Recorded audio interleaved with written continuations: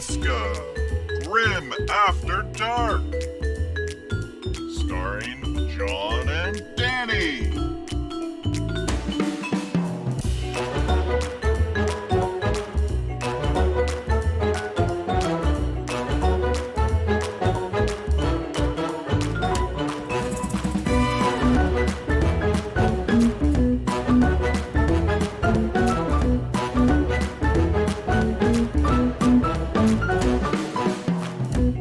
This is Trickie Dick. And now, ladies and gentlemen, here's John and Danny. Guys, welcome to Grim After Dark, where we bring you the latest unreal news and unqualified analysis from the grim darkness of the far future. I am your host, John.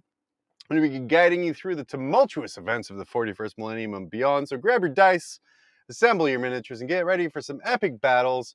It's going to get pretty grim after dark. Joining me on the show today is my good friend and fellow Warhammer fanatic, I guess, Danny McDevitt. Does that make me a night goblin? Because I'd really like to clarify that I don't feel like a fanatic, and I definitely haven't taken mushrooms before we started this. Our friend Nathan would be the fanatic with his one massive ball. There you go. Perfect. Usually we are joined by our fearless triple co-host, Val. But Val is busy today. I do believe we have a picture of what he's up to right now. A black screen. It's all void. Black screen. He is lost. Yeah. He's lost in the void as we buy super producer Dickie some time to figure this out here. It's amazing, Danny. How are you doing? Oh, John, I'm doing great. I'm excited to be here tonight, as always. And I'm excited to talk about some Warhammer stuff. There's been some crazy stuff that happened this week, huh? I will say, we do have some of the crazy stuff. The episode title, I don't know if you saw it or not before you came in here, Danny. I called this episode Running a Terrain on You. Running into what? Running a terrain on you. Oh, there's Val. Oh, perfect. Wow. Yeah. So Val, super busy. He's taking care of JVP tonight and also hosting Adam Camilleri in his last night. So that is a very accurate picture as Dickie quickly resizes away from his internet tabs. It's cute, actually. I don't know. I kind of like little Adam. Little Adam. Yeah. His hula hooping skills, quite amazing. But yeah, I believe it.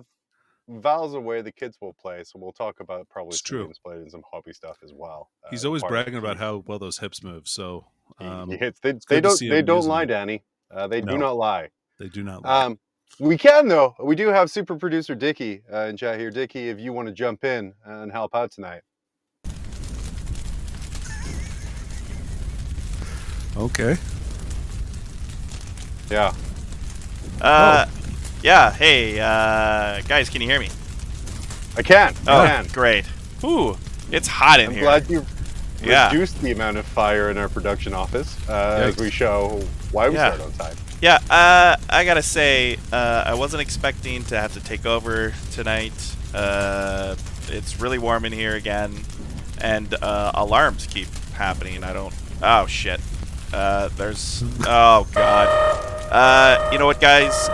Let me deal with this, and I'll get right back to you, I'm sure. Okay, bye-bye. Okay, awesome. Everything. By the way, this is a really great week in production. There's only 2 alarms and a fire. Brother, there's 2 sets.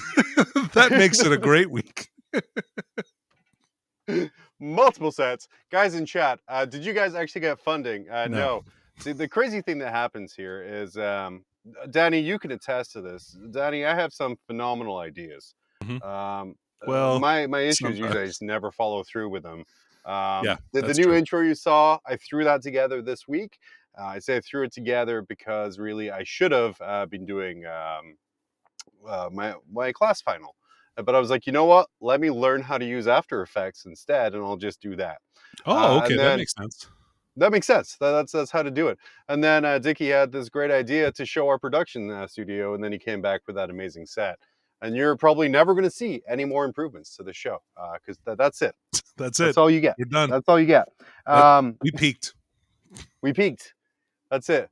But yeah, budget funding? No. Patreon. Now that's something we might do. Yeah, actually, and then, that set is entirely due to Tanya, the War Mistress, donating us $5 at the super chat last week. Thank you. $5 Canadian. John will do Yeah. anything. yeah, So for just sure. keep And that in guys, mind.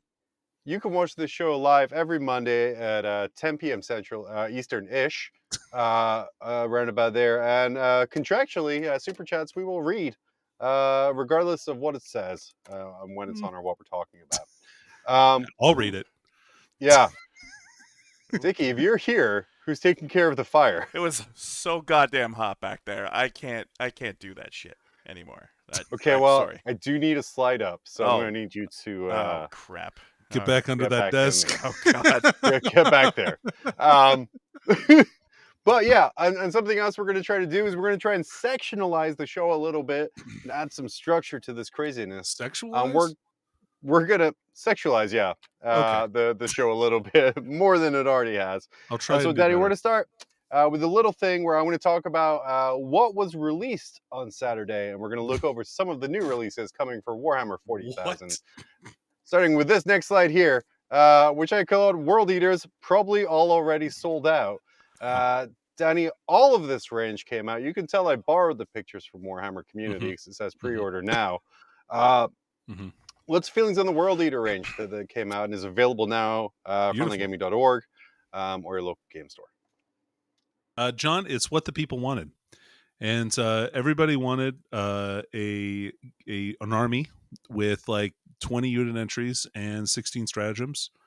We've been begging for it for years. Yeah, this is what we got. This is My favorite thing about the 20 unit entries is the 4 that I'll actually use. Only 4? Come on. You got Sure, at least yeah. 6 in your army, I bet. Lord Avocado. Yeah. 8-bound. Yeah. Spawn. Yeah. Hellbrutes. Exalted 8-bound. Probably Berserkers. 5 there. Seth and Mad Dog coming in saying Signals is obviously the best show on the network, and Seth and Kicker are just the best. Yeah, that's why we're stealing your bit tonight, Seth, and we're reporting what's coming out. That's right. We were specifically asked to promote more because other shows don't do as good a job at it there. Right. Also coming out here, next slide I have up is boarding action boxes and ruleless books, as we can pull up here. Danny, Arc of Omen's now book 2. Angron is the first one that really doesn't have much of any rules that most people are going to find. What's your thought about these Arc of Omen books coming out being essentially very expensive fluff books? Aren't they? Don't they have boarding action rules, like supplemental rules for the boarding action rules that came out in the McDevitt Arc of Omen book? Have you played a lot of boarding action? No, but I've got a game scheduled next week. No. Well, we don't talk about games played here. That's like the one editorial. I'll read this. Yeah, Tau go ahead. are a legitimate faction, and their players should be respected. Also, World Eaters are obviously less powerful than the Greater Good. That's fair and true. I will say I did go to a friendly tournament on Saturday, and I brought along Mangron for people to see on release day, do all that other kind of thing. Our friend Taylor's face when he saw my tray coming in being held with Angron's wings poking out of it, and he was like, "You son of a bitch!" And I'm like, "Nope, no, he's not on my list." But that's okay.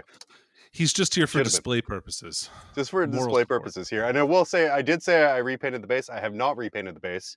Mainly because I refuse to give in to cyberbullying, and neither should you. So that base is going to stay that way permanently forever. Honestly, if people said the things to me that they said to you, that base would have been painted that day. Yeah, for sure. But I'm extremely susceptible to peer pressure. But I will say, like I said, I refuse to give in to cyberbullying, which is why I'm still here live every Monday night at 10 p.m.-ish on the Frontline Gaming Network. But yeah, that's about it for releases. Seth, I know you're watching. That's how you do it. Super quick. Painless. Obviously. Let's go. Thanks, Princess, yeah, super chat. Yeah. Obviously. Perfect. And then we're going to go, let's move on. We have an update, Danny, on the most requested item on the show. We're going to see here in slide 3, the Winning Dings dice. Guys, get excited. I have done the necessary work to do absolutely zero to move this forward this week. We're still planning on doing it, but I believe I need to email someone or ask questions or do something. They'll probably come. I have not done any work on it. Danny, have you done any work on this front?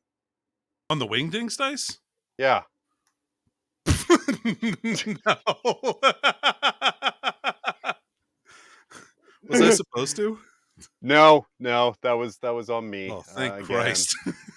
Well, the dangerous thing here is you've left myself and Val probably in charge of trying to figure out how to get it to happen, which are the two people you probably don't want to leave the end stage part of it here. True. That's been my guys, it's going to happen. Experience. It's going to happen, and just if I keep on leaving the slide in the weekly slideshow, then I'll be shamed into eventually doing it. Maybe. Who knows? Hey, Danny, there's this little show on Comedy Central. It's fairly popular, I believe. South Park. Have you heard of this show? Never What's heard of about?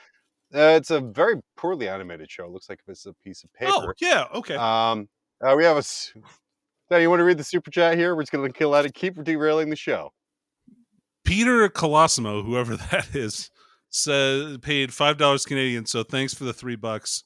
Yeah, I ordered 1,000 Wingdings dice at Caesar's Buffet the minute you guys brought it up. You did not physically order those because you didn't confirm the symbols, because I know you don't watch this regularly. So, but this little show, South Park, they had a Warhammer reference here that was sent to us, where Tolkien, one of the characters here, had a Warhammer 40,000 Raven Guard poster here. Oh. Danny, this is another appearance of Warhammer in popular culture. Are you starting to notice kind of new players in the tournament scene, or kind of the community expanding as Warhammer gets more and more mainstreamly popular? John, no, I haven't. But no, good. keep the new people out. Yeah, look, I'm excited that we're here. That there is some stuff showing up in mainstream culture. I think that's pretty cool. And for one, I couldn't be more excited to see something on one of my favorite shows like South Park. The bit, like literally 2 minutes ago, less than that, was that you had no idea what South Park was.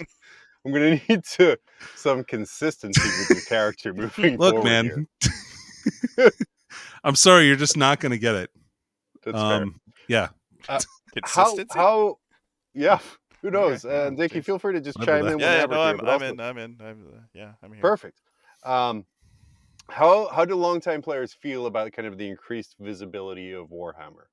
Because we know there's some assholes out there, and also there's just some terrible people. So how are these people feeling about this increased visibility? Oh, good news! We got a super chat. Just awkward silence. Oh God. Super chat from Kelsey. Thank you, Kelsey. Use code Falcon on all websites for an extra 10% off. Wow. Any website, all websites, yeah. For an extra 10% added. Oh. We gotta get with Frontline to see if we can have a code that literally just adds money to your total. That would be peak. Yeah, how do you think people are handling this increased visibility? So while it's positive, there's a lot of bad parts for community who might not. And I assume this is fielded towards me. I am. Or Dickie. Sure. One I'm looking at right now. Dickie, you can have the next one, man. All right, how about this? So it might expose some of the less good parts of our community to the spotlight, and who knows, maybe they'll burn away in the sunlight like most basement dwellers do. But you never know, and we might just it might just kind of become that 40K is known for its ample supply of chuds, but we'll see if that ends up being the case. I'm just excited. More spotlights means more interest, means potentially more players, so I'm excited about that part. So Dickie, we're Yeah. going to throw this in here because Danny threw the next one over to you preemptively, Thanks, which was thanks, Danny. on You his are welcome. on his part is a very good move. Are we seeing a growth in Warhammer's popularity due to increased visibility, or are we seeing increased visibility due to the growth in its popularity? So the whole chicken before the egg kind of deal, huh? Wow. Deep Yeah. question. That's a very deep question. I think it's probably because of people are talking about it on mainstream media, I would imagine. Sorry to get the Yeah. straight answer, but yeah, that's got to be the reason, right? You know, the kids are excited about it. Kids love it. The kids. Thankfully, Thank God. they keep playing Space Marines as the South Park character does, so they can continue to be terrible. So GW can blame that on the reason why Space Marine win rates are lower. Guys, here's a less serious question for you. What is the worst possible show that Warhammer could be featured on? Can I got one. I got one. Go. Yeah. Yeah. Go. Love Island. I mean, Yeah. come on, man. There's better ones than that. I mean, you could go straight up Fuckboy Island. Like, that show is just an absolute travesty. There was chat coming in hot with To Catch a Predator. Yeah, Oh, I like jeez. that one. Oh. There this is was, not I a good saw one. a clip online. There's a documentary about people living with the pain of having massive penises and how, like, yeah. there's a documentary about that. They're interviewing this guy who's obviously wearing, like, jogging pants because he can, jeans just can't contain his rage. Yeah, his girth. He was painting an Abaddon model during that thing, and I was like, Oh no, not like this. Dude. okay. Some real BDE in that new Chaos Damn. book, literally. Wow, we're getting Yeah, some really you know, great and I ones. don't. Well, were they gray? Great, I said great. Oh, I thought you were talking about his sweatpants. Well, they probably. No, We got, I don't want to promote this dongoloid propaganda that this guy like espouses, because like really we all know where we stand. not on that documentary. Yeah, No. not well. That guy stands on something a lot of us probably don't. So chat coming as well by saying Master Chef would be a bad one. Jersey River Shore. monsters. River monsters. Teen Mom, Jersey Shore. This is all great for people. What who about watched that MTV intervention show? 2002. You know, the intervention show.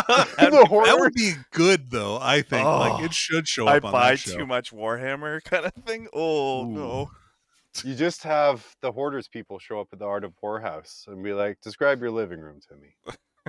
What is this green wall for? Has there ever been a model in your bathroom for an extended period of time? If so, you probably have a problem. We're going to move on, and we're not going to talk about that anymore. This next picture here I have titled, David Harbour panders to nerds, wants to play a High Lord, probably. This was shared on Instagram by David Harbour's wife. Danny, is David Harbour playing Warhammer enough to forgive him for his part in the Hellboy reboot? Oh. Well, okay. So, I don't think that movie was that bad. I saw it in the theater. Look, he's no Ron Perlman, but it was fine. Like, it was fine. That being said, that's your all-star defense review about the Hellboy movie is I went to the theater. It wasn't as good as the other one, but it was fine. It was fine. Yeah, I mean, it was fun. I liked that movie. You know, that's the metric I base my movie reviews on. That's fine. More or less, not like skillful acting or a deep script, which they never are. But yeah, more about fun. Yeah. Anyway, what were we talking about again? You know what? Hold David on. Harbour. What do you? So what? I just like as in the spirit of shilling. Oh boy. Okay. I'd like to promote this new piece of Grim After Dark technology. This is a Ooh. branded Oh. breathalyzer. What? You can order this. Just email john.quennell@gmail.com and he will That is absolutely scarily send you close. one. Please do not do that again. Wow. That's not your real Breathalyzer. email, is it? That's very close. I do have a question, and I think this for more shilling. Okay. Yeah. Would you buy a T-shirt with Nerd Alert on the front of it? Now, No. I have been talking to the kids about how social Oh, the media kids. works. The kids. Okay. And if you wanna pull this up here, Yeah. that is not actually a T-shirt with Nerd Alert. That is an added text. I know. Afterwards. But I saw the shirt and I was like, I'd probably wear a T-shirt with Nerd Alert on it. There was a dude at LVO Did you have this it year in like the who had Times a. New Roman font? It is. Yeah, just. Is that what it is? I believe It's not so. Cambria. Or it might be Cambria. But I'm sorry, Danny, I Jesus. interrupted you. I saw a guy at LVO this year with a shirt that was like a Letterman's jacket, like sweatshirt, like a school shirt, and it said video games on it. That's it. No symbols, no nothing, just video games, and it made me laugh like out loud. Was and it so- PD Punch Beef? I mean, look, it can't hold up to PD Punch Beef. I really want to know that story. Truly, well, Ken, if you wear are that no shirt. PD Punch Beef, please ask him why he's called that. That's Yeah. quite fun. Real quick, cast David Harbour in a 40K thing. Who's he playing? Ooh, Who's he playing? Logan Grimnar. Hmm? Okay. I don't know. Like what? What is he known Okay. for? Being that weird cop guy in Yeah. Stranger Things. And Yeah. Hellboy. And I'm gonna Hellboy. typecast him. Magnus, Demon Magnus, Oh, that could be good. because he's been read before, and he can be read again. I guess you're right. Yeah, that makes sense. Oh Yeah. man, it's a bad joke, but I like it. Yeah. So, I mean, if you guys can leave 5-star reviews for this show with that exact copy of it's a bad joke, but I like it. Yeah. That would be amazing. Hey, this was a meme that was sent to us. I called this picture "The Indie in the Cupboard" is probably not a cool title anymore, guys. But Danny, could you describe what we're looking at here? Well, so this is a meme we have here. The first image is a picture of the movie Indian in the Cupboard, which is made of a book that I read the entire series of when I was a kid. It's about a fictitious young man, and this is a fantasy. Just so we're clear, did not actually happen. This isn't a documentary. What? It's going to change. It's all not- my yeah, I know, questions. shocking. Wait a second. I'm going to go back. So this is from the 1995 film Indian in the Cupboard. Did you quickly Google that while you were buying for time with words? Absolutely, yes. I'm impressed. There's a light shining in on what appears to be no longer a toy Native American. On the top panel, the bottom panel is a picture of Jordan Peele sweating profusely from a sketch from Key and Peele, I believe. Yeah. Scene with the title 40K collectors over the top of his head. Implying the 40K The collectors. implication, of course, Mhm. here, Of course. which if you haven't gotten, is that 40K players would not like their models to come to life. Huh. Okay, guys. So your Warhammer models come to life in a Native American in the Undead. cupboard scenario. Uh-huh. What are they saying to you? Look, That's so John. broad. That's a very broad statement. Yeah. What do they say to me? Yeah, what do they say to you when you open up that So, IKEA glass I cabinet? think we need Danny and I need some backstory. So were they like alive but couldn't talk or emote at all when they were in I plastic? haven't form? watched the movie. I don't know. I don't stand for Have this. you read the book? It's like a No. children's classic, John. Yeah. I'm an adult man. Peter says it was based on a real story too. So That's true. That's true. must be true. Okay, so well then, looking at this, using the thing, they've always their memory has been retained. Yeah. They have seen all. Uh-huh. They have seen everything that goes on since their final completion of building, not painting. What do they say to you? Okay, so they had cognitive ability during the whole time they were Yeah. alive. Okay. God, they've seen my dick a lot.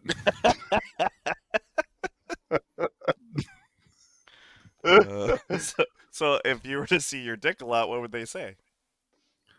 Dude, we We're sorry. Like no. It's more like man.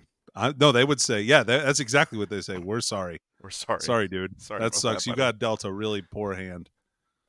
What would be the worst possible model to come to life? If you're like, God, why this one? Probably a Warlord Titan. Really? Because you were like, I mean, that'll spent a kill lot of you. money. It'll just kill you. That's fair. You're just a flesh creature. I It'll think blast you. that 1,000 coat of art coat thing, if that came to life, that would be pretty Oof. horrifying. Oh, the coming at? Yeah. Yeah, that would be pretty bad there too. If demons came to life in this, would they then exist, like, in not just in like a Wow. corporal reality sense, but also like spiritually? So do we I- take that into consideration? Ooh. I believe it would be like a Buzz Lightyear situation where they would Mhm. believe that they did, but really Okay. they're just a toy. Is that from the new Buzz Lightyear movie, or is that from Toy Story? I mean, probably Toy I haven't Story. seen the Buzz Lightyear movie. That's why I'm asking. It's surprisingly good. Don't worry, we'll have our episode where we review Lightyear, a Oh, Buzz Lightyear great. story, and We'll Chris have to Evans' great we'll have role to in get that later. Falcon on for that one. Yeah, for sure. Yep. He's an expert in all things Chris Evans, so he's Yeah. the person I would want to talk to about that. But more seriously, how far Is away, he? guys, do you think? Yeah, He told me he was. obviously. And that's what matters. But how far away are we from augmented reality Warhammer, where no models, just weird animated things like the chessboard thing in Star Wars? John, it's literally years away. I Years. couldn't be more excited. Wow. Years. Perfect. That section great went about answer. as well as I would want it to go. Really and proud as of I that. thought it would go. This next picture, Danny, also needs some explanation. It's called "The Most Disturbing Thing is the Lack of a Tail." Oh, Jesus. This was found by Val, and then he Come abandoned on. us in our hour of need. Oh, no. But what are we looking at here? Well, this is is this a scaly? Is that what you would call this? Like, a furry but with scales? Oh, yeah, I guess you kind of would. Kind of? Yeah. I don't know. It's like a combination of a lizard person and a pinup model.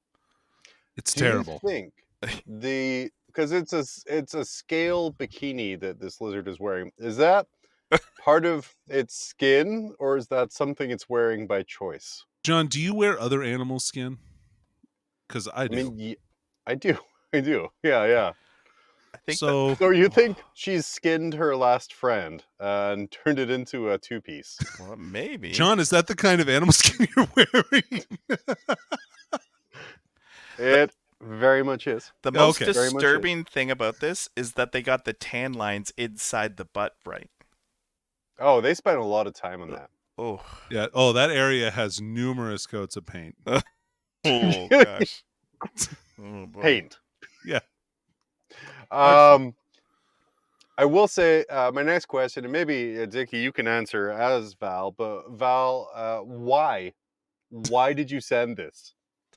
Well, he's Good really question. depressed that his 3D printer doesn't work, so he's probably just like searching random STLs to get himself hyped back up to print that horrible model.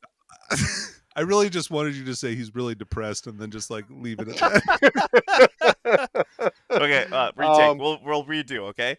Oh, he's really okay. depressed, guys. Hey, we'll get that. We'll get that. We'll edit that for the record. Yeah. Sure will. Yeah. And like I said, it's now canonical to me that all skink tails are just butt plugs. Oh man. What would Danny? You play fantasy, which is a word I hate to use with this picture. Did you throw up in your mouth? You couldn't even get it out there. Fantasy. But what is this a proxy for in Warhammer Fantasy? What would you use this model Nothing. for if you had to? Trash. You have to. I have to use you it. have to You use have it as to part use of the Lizardman army.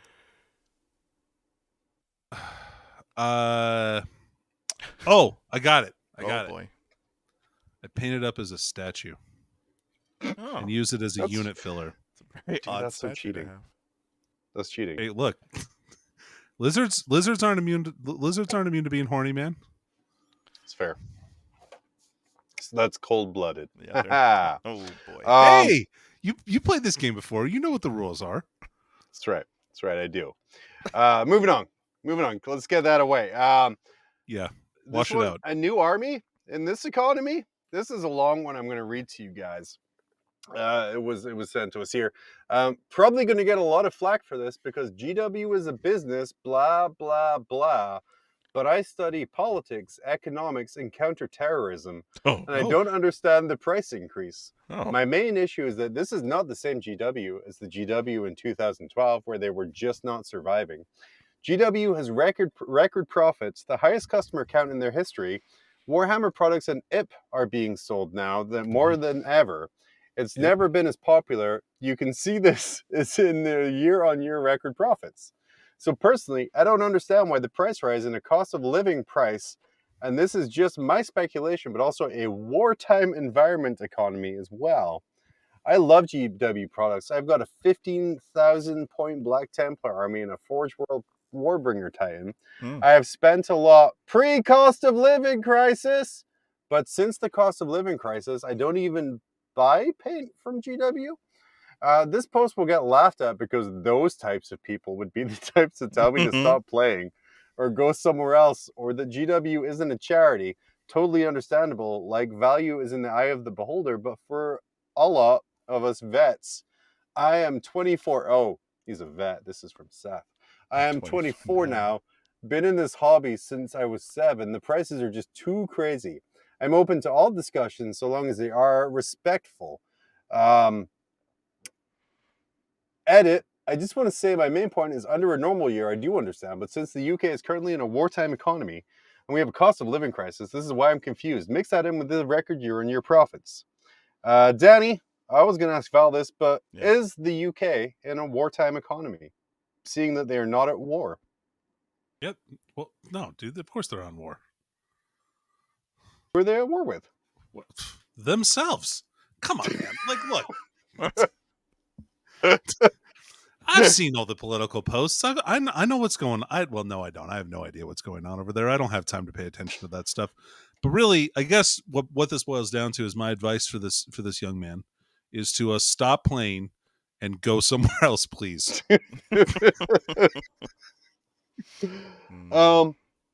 Dickie, these price increases, because we're seeing kind of, like I said, GW announced last week 6.5% price increase pretty much across the board, and combined with last year shows that prices over the last 2 years have gone up about 16 to 17%. Were you surprised by the announcement of price increases? Yeah. And in order to battle it, I just bought all the Warhammer I'm going to need for the next year and a half last week. Yeah. That's what I did. That's fair. Yeah. Danny, 6.5%. I think we both saw price increases coming. It's almost an annual thing now. It's a joke, but at the same time, how do you feel about that 6.5% number? Do you think that's too high, too low? Baby bear just right? Yeah, I feel pretty mixed on it. We haven't had a plastic increase in a minute, although there's been stealth increases kind of as stuff comes out. Like some of the prices are a little ridiculous, but overall, it's an expensive hobby. Yeah. I'm glad the 20% thing turned out to not be real. Someone did send us that all prices in the US were going up by 20%, and we got very angry for a short amount of time. With the spreadsheet. It made me really upset. Like, I was like, all right, well, I'm going out and buying stuff today. I will say that pre the increase, I bought a whole bunch of boxes of 8-bound, and I was slightly unhappy with the result of those purchases because I needed, I think, 8 boxes. And now you need one more because of your dog. Yeah, now I need one more because of my damn dog. But they seemed a bit expensive. So, but I did it because it's my army. Blah blah blah. And that is that the answer? I think GW knows we're gonna say. If they're my army, I'll do it. Blah blah blah. Yeah. Do you think with the way pricing is going, Danny, that we're going to see people faction focus a lot more? Because right now, there's a lot of people, sort of me included, where like I should maybe just focus on one faction, but I kind of split it across 8 to 12. We're going to see players just kind of maybe narrow down their focus to maybe 2 to 3. At a 5% increase, no. I don't think that's like a meaningful difference. It might be the straw that breaks the camel's back for some people, And so maybe they'll be more faction focused. But I think the people that are faction focused will continue to be so. I don't know that it's going to create or it's going to stop people from meta hopping or anything like that. Just, I don't know. I just don't see that. Yeah, totally fair. Do you think price increases would stop if people promised to stop responding to every fucking post by saying 3D printer go burr? Because I would legitimately be like, okay, we won't increase prices if you just shut up. I understand you want a 3D printer. That's great. Please stop talking about it. Not because they're a threat to my business, but because it's really annoying and you also create things like that skink. Yeah. Would that be a skink or a skank? A skank. Skank. Yeah. No, Fair. I don't want to do that. Come on. It can just be a skink. It's hot in Lustria. That's fair. KR Quintero saying it's 12 factions painted. I'm impressed. No, they are not painted. Whoa. At least one of those factions is still shrink wrapped. I will say. And I am the proud owner of probably about 9,000 points of Necrons now. Not a single one painted. You might have more than me, John. I think so, but I want to. There's some major gaps in my collection I need to fill, but sadly they're all direct now. There's major gaps in your collection, but how many impulsors do you own? So moving on. Yeah, John, how many impulsors do you own? How many impulsors? No, why don't you? So I own 7 impulsors. Okay. Yeah. That seems like a perfectly normal number. Yeah. You know, it was a meme 2 years ago when I bought them all. Now it's a surprisingly viable Space Marine Army list. Well, who's gonna take this? Who's gonna take this super chat from Kelsey? I'll do it. If you want, do you want to do it, John? I got it. You can do it. I have studied counterterrorism, law, lizard women jiu-jitsu, and I have very reasonable opinions. I am definitely not a 15-year-old. Danny, you're currently getting your like lawyer doctorate. Do they offer a minor in counterterrorism? Yeah, actually it does. That's part of the curriculum. It depends on how you want to specialize your law degree, but you can definitely get counterterrorism law added to your degree for only like a nominal $5 fee. Oh, that's fair. Yeah. Well, one $5 super chat will make Danny actually study counterterrorism now. Because it's obviously just $5. It's just me playing the original Rainbow Six for like 3 hours. That's my studying. That's true. I do want to say, and this will be the last direct specific plan shilling. If you guys are concerned about the increasing cost of living, in this next slide here, if you go to tinyurl.com/40kgrim and buy your supplies from Frontline Gaming, especially their second-hand store, there's some amazing deals in there. I want to highlight this one that I bought this week because I do check it every other day or so for new things. I got a brand new, fully built Necron monolith for $50. Wow. Which is significantly cheaper than the $170 it is new, or like the 145-ish it is with the 15% off for Frontline. The secondhand store is a great place to both get rid of your models that you're not using and buy the ones that you want to use. So yeah, tinyurl.com/40kgrim. What a deal. Love it. That's a good deal. What a deal. Yeah. Very excited. I bought 3 of them at full retail. You did. Gross. You did. I'm just going to slowly wait for the intern to put up the wrong price for models and go that way, which is what actually happened there. And yeah, chat, that is a really good price. I honestly was expecting an email to be like, yeah, so we put that up by mistake. We're not going to sell to you for that much, but that's okay. They will, well, they shipped it now, so we can do this next session. Danny, I called this slide. It's named after the episode, Running a Terrain on You. Which I had down as a semi-serious discussion because I know Reese was on Signals last week to kind of talk about some of the feedback of the terrain from the event, which was generally very well received. But the perceived feedback from the community was the feedback of the community was best described by this slide that I found here.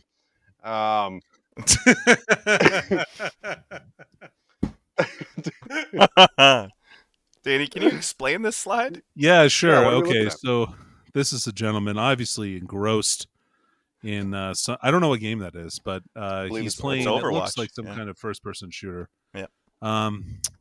It says defeat on his screen. He's obviously just died. in between him and the screen is a cat, orange and yellow cat, or orange and white cat, that says skill Isu, which is a misspelling of issue. Yeah. In that this is a cat that is that the skill issue is between this man and his death in the game. He's also wearing headphones. Also spelling. Yeah. But both those things. So, terrain, obviously a massive part of it here. I did do some responses on Reddit, which is obviously a mistake to do. Yeah, with bad people move, man. who weren't happy with sort of the LVO terrain set, and they're like, yeah, we should just get together. Some other person should do it. So I kind of did some math because I can do that now a little bit. Oh, And I worked out that if you were to spend 3 hours making one table's worth of terrain, and that table was worth of terrain, I was using original London Grand Tournament terrain, so $20 a table to recreate the Las Vegas Open's terrain alone. In that time frame, it would take 60 days of continual terrain building, and it would cost about $10,000 at $20 a table. So probably not a viable thing to just straight out replace. But then let's talk terrain, and especially let's talk about pot, or the player optimized terrain. Yeah, sure. Yeah, let's talk about pot. Yeah. So with pot, what sort of happened is terrain for these massive tournaments is obviously a huge investment of time, resources, money, people. Totally get that. And then a couple of years ago, we had a edition change, which called for a lot more terrain a lot quickly, which invalidated a lot of things. And we saw player optimized terrain coming in as the solution to these changes. Talk about player optimized terrain, kind of what it is and what it brought to the table, if you pardon the pun, in a way of kind of fixing some of the issues we were seeing early edition. Sure. Well, I think player optimized terrain gives you kind of a new view on like what's important, and like on a game table, of course. And then also like it can really change your perception of what good terrain really means. And so player optimized terrain is where you get a set number of pieces and you can set them up on your side of the table before the game begins. It makes it so that this is kind of another mini game that you have to play before the game. So you're playing terrain, you're playing secondaries, you're playing army composition. So all three of those things are mini games that you're playing before the actual game starts, and then the gameplay begins, and that's where those different things can maybe give you an advantage whilst playing the game. What are we seeing sort of a lot of, because a lot of the comments are coming, people losing the game before the game even starts because of their interpretation and ability with that player optimized terrain. It honestly takes a bit of practice, I think, to really maximize that. And especially if you don't have the terrain sets close to you, that can be potentially an issue, or at least have the ability to like see what the terrain looks like. Also, if you're not familiar with said terrain, I can see where like if a piece is damaged or missing pieces and it doesn't like really work the way it's supposed to, and you don't read the rules packet at all, like I can see how that potentially is an issue as well, with like line of sight and things like that. So yeah, I mean, I think that there's a lot of moving pieces here that really kind of make up for terrain that isn't like necessarily maximized for 9th edition. Which has its pros and its cons, obviously. I think that there's been a move to at least update the terrain as time goes on, especially for LVO. You can see that they have a lot more of the fully color printed tables. One of the nice things about those is that Frontline can actually produce those tables themselves, literally print them, and cut them out and just assemble them at the store. There. Terrain go burr. Yeah, and they don't have to replace all their tables, right? I mean, I don't think that that's necessarily like the go-to thing here, but I think the new terrain is much better formulated for 9th edition, so it's really in a perfect timeline because they're definitely not getting a new edition this year or anything like that, and they can really kind of maximize that for the next year. Absolutely not between the last week of June where GW has told its Not that staff we they're know. not allowed to take a week off. Yeah. Definitely nothing lined up with the 40th anniversary of GW. Definitely nothing lined up with the Space Marine 2 release. Nope. Wow. No. Absolutely no rumors out there that 10th edition will be coming in June. But how do you as a business sort of plan for that? Because we're looking at getting another thing sort of as before, where we're hearing rumors of like just big changes to the game again, where terrain's going to play a much bigger piece. Yeah. And that'll be really interesting to see. I do think, and as mentioned in the chat here, Joel Atkins says there should be a separate group for top ICC players. Now, I don't necessarily really disagree with this. I think this is probably a really, really good move on a lot of different levels to have like a qualifier, so to speak, instead of trying to lump everybody together in like a 1 million person event. Mm-hmm. I think it's worth it to have kind of like, you know, a top 24 or a top 32, like kind of like masters event that really should be pushed as kind of like the premier event of 40K. Let me throw something at you here that I think is something that should happen, which obviously is going to mean it's a terrible idea. I think the top 24 or so players who were at LVO shouldn't have to play day one. Oh, you're wrong. Why? Why are they even in the tournament then? Because they're still going to play. Like, right? It's like, what to play? It's like they're still going to play. They still have those events, but you think that those higher rankings should buy them something or should get them, like if they're really treating this like as a season capper, they should get entry to this Masters event. I think that's what the goal should be.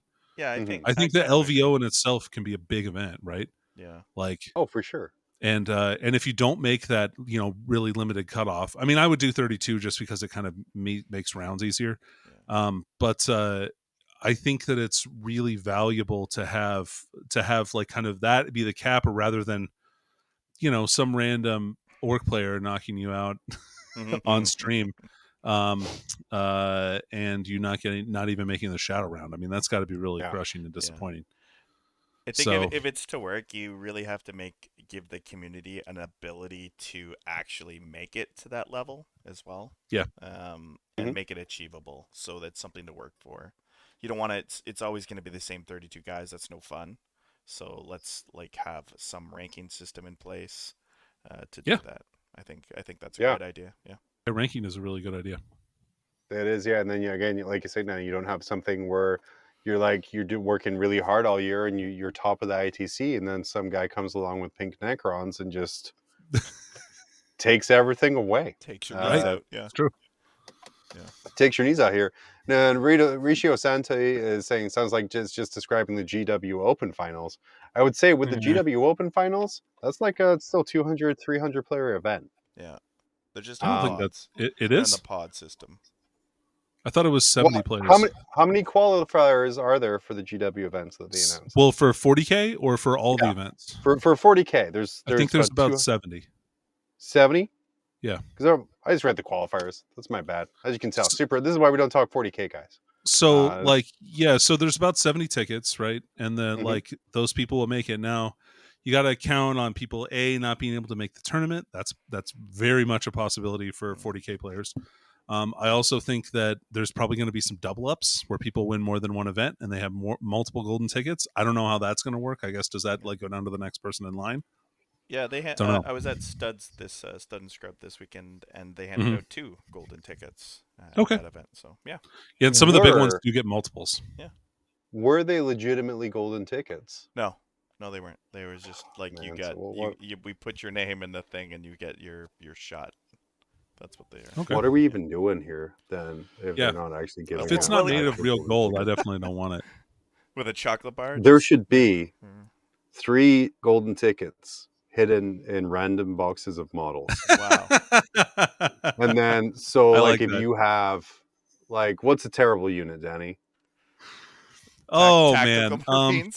Like Pyrovores. You'd be like, hey, there's a golden. Pyrovores are good, dude. No, for real, they're really good. Oh dang. Okay, hey, there's this old box of tactical Marines. Yeah, sure. There's a golden ticket hidden in a box of tactical Marines. Here, if you buy this box of Centurions, we'll straight up give you a golden ticket. Like it's on the box. Golden ticket inside. Like, and it may get sold, it may not. Who That knows? was another knows? expensive unit to buy. Oof. Yeah. But yeah, so for terrain, Frontline obviously produces like a lot of really great sets. Oh, yeah. Yeah. You're talking a newer one, like the Chaos ones are great. The new Sisters of Battle one, these were both created with sort Beautiful. of player feedback. Do we think though it's possibly time that they should retire some of their tables? Like, I get that you put money and you put time and effort into producing it. But let's talk about things like the Robot City table that Innes Yeah. Wilson had such a fun time with. It needs a lot to make that playable. Like maybe twice the amount of terrain. In all honesty, I know that people want like these boxes and stuff like that, and that's totally fine. But there's not really any usable terrain on that table. It's just bad. Yeah. So that table's not great. I also think the industrial table needs so in Alaska, when we use the industrial table, we use 2 sets on one table. And that's fine. That's enough terrain. I don't think you can get by with 1 set of industrial terrain plus some little walls. I think that's just not enough terrain on the table. No, for sure. And we're not Definitely, saying like I said, we're not saying retire the range. Like, still sell it. If people want to buy it, but maybe for the competitive series. I think that's reasonable. Yeah. Yeah, absolutely. Just keep that Robot City in the mid tables where everyone has a great attitude already. And a faulty terrain set will not make them any sadder than they already are. Yeah. Moving on. That was a nice little discussion. Thank you. Danny, this next one's called Tacoma. I barely knew her. Danny and I will both be attending the GW Open in Tacoma, having secured our tickets last week for the event. I'm very excited about it. So much so that I actually read the rules packet. And Danny, I found this very interesting tidbit about their dress code.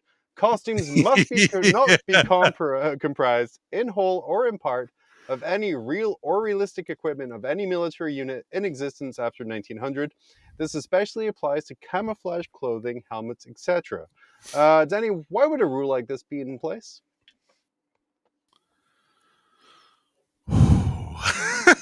I have a lot of opinions on this, John. Yeah. First Are of you all, saying them in Spanish or? I would. You okay in there, buddy? Are the mosquitoes coming back? Anyway, so I think that this is because cosplayers are scum, and I'm just kidding. If that's your thing, I don't want to yuck your yum, but it's not my thing. Cosplaying is a gateway clothing choice to furries, and that is not okay. I 100% agree. It shows a lack of moral fortitude. But really, it's because this is probably in a place that has some pretty significant laws against guns.